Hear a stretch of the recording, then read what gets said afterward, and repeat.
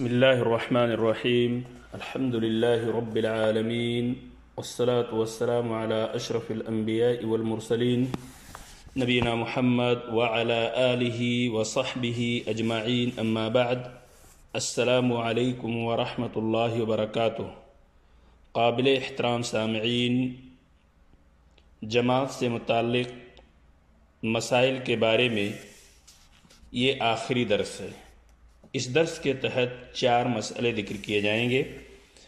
مسئلہ نمبر 175، 176، 177 اور 178، اور یہ جماعت کے مسائل سے متعلق یہ آخری درس ہے.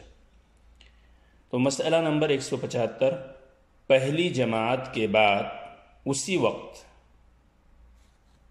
یعنی اسی نماز کی دوسری جماعت، پہلی جماعت کے بعد اسی وقت کی دوسری جماعت اسی مسجد میں کرانا جائز ہے. یہ مسئلہ نمبر 175. مسئلہ نمبر 176، 2 آدمیوں کو بھی نماز با جماعت ادا کرنی چاہیے. اب ان دونوں مسئلوں کی دلیل کیا ہے؟ فعن ابی سعید الخدری رضی اللہ عنہ ان رجلا دخل المسجد وقد صلى رسول الله صلى الله عليه وسلم بأصحابه فقال رسول الله صلى الله عليه وسلم من يتصدق على ذا فيصلي معه فقام رجل من القوم فصلى معه رواه احمد وابو داود والترمذی. حضرت ابو سعید خدری رضی اللہ تعالیٰ عنہ روایت کرتے ہیں کہ ایک آدمی مسجد میں داخل ہوا. اس وقت رسول اللہ صلی اللہ علیہ وسلم صحابہ کرام کو نماز پڑھا چکے تھے، جماعت ختم ہو چکی تھی. آپ صلی اللہ علیہ وسلم نے صحابہ کرام سے دریافت فرمایا،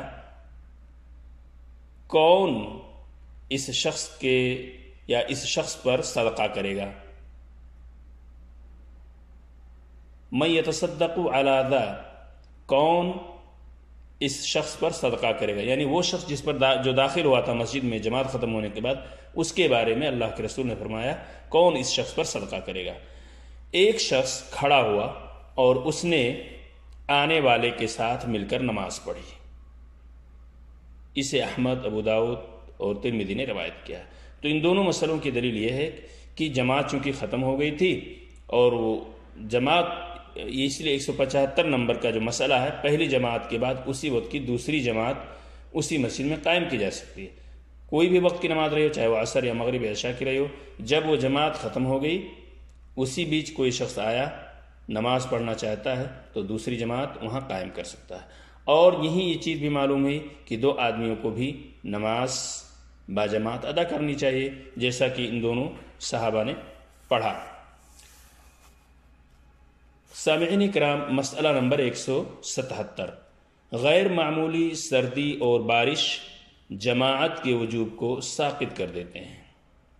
کبھی کبھار ایسا ہوتا ہے کہ زبردست اور کڑاکے کی سردی ہوتی ہے، بارش اس قدر موسلا دھار ہوتی ہے کہ گھر سے باہر نکلنا مشکل ہوتا ہے.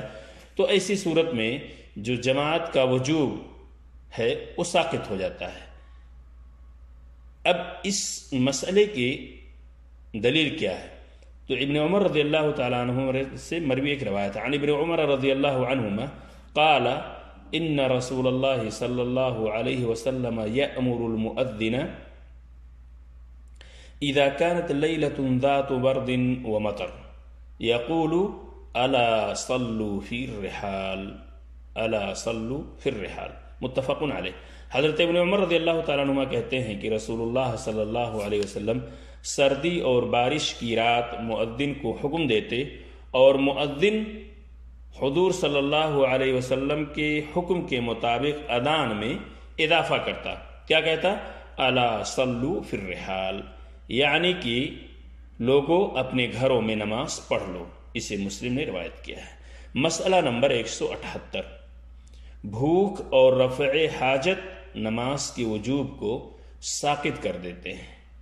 اس لیے کہ آدمی جب بھوکا ہے یا قضاء حاجت کی ضرورت ہے، ایسے وقت میں ظاہر سی بات ہے خشوع اور خضوع کے ساتھ نماز کی ادائیگی کرنا اس کے لیے مشکل ہوگا، اور اسی وجہ سے یہ مسئلہ یہاں پہ پیش کیا گیا ہے۔ بھوک اور رفع حاجت نماز کے وجوب کو ساقط کر دیتے ہیں۔ اس کی دلیل کیا ہے؟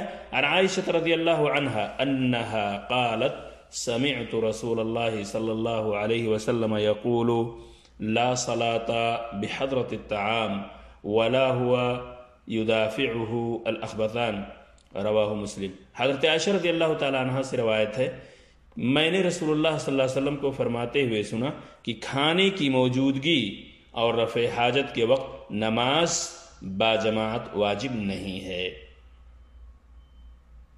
یعنی لا صلاة بحضرت الطعام ولا هو يدافعه الاخبثان۔ اسے امام مسلم نے صحیح مسلم کے اندر روایت کیا ہے۔ تو یہ 4 مسئلے پیش کرنے کے ساتھ جماعت سے متعلق یہ آخری درس اختتام پذیر ہوا۔ اللہ تعالیٰ سے دعا کہ اللہ تعالیٰ ہم سب کو باجماعت نماز ادا کرنے کے ساتھ ساتھ خشوع اور خضوع عطا فرمائے، آمین۔ السلام علیکم ورحمۃ اللہ وبرکاتہ۔